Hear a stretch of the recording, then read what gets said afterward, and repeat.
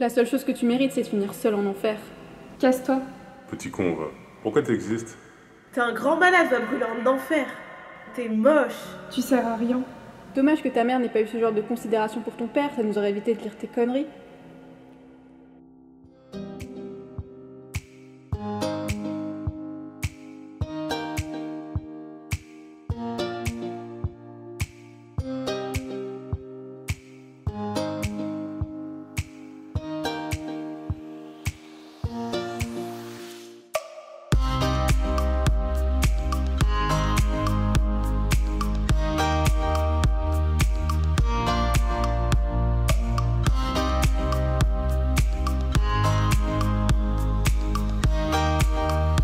Avec l'utilisation quotidienne des réseaux sociaux, le cyberharcèlement est de plus en plus présent.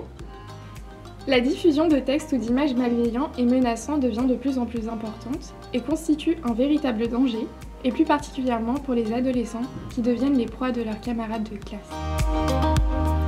Le cyberharcèlement est une cause tenant particulièrement à cœur à notre collectif #. Ayant pour valeur l'audace, la conviction et la détermination, ainsi que le partage et la proximité, nous avons choisi d'aborder ce sujet afin de sensibiliser les jeunes aux réseaux sociaux et lutter contre le cyberharcèlement.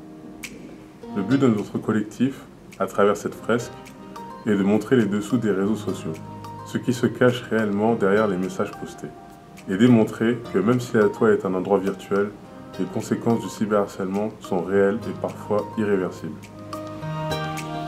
Nous cherchons donc une manière de toucher notre cible tout en faisant passer un message de sensibilisation.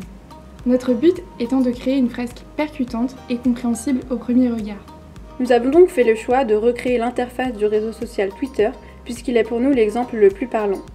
Nous avons décidé de mettre en scène une histoire malheureusement bien réelle.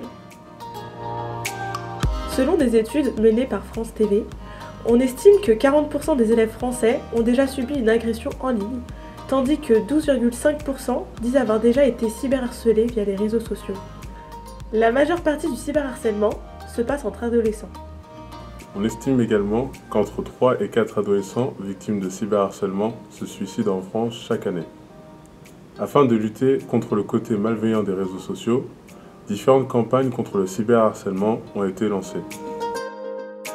Nous avons commencé par réaliser des croquis de nos différentes idées de fresques avant de nous mettre d'accord sur un seul et même choix.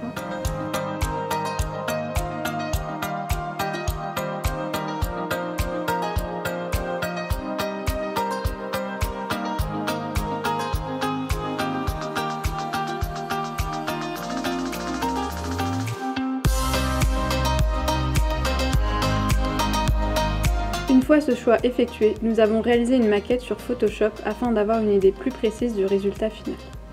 Avec notre idée bien précise en tête, nous sommes partis à la recherche du lieu dans lequel réaliser notre fresque. Nous cherchons un endroit qui puisse toucher le plus de personnes possible, et notamment des personnes correspondant à notre cible, les jeunes.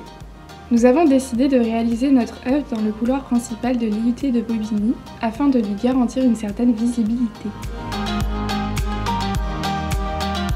Il ne reste maintenant plus qu'à la réaliser.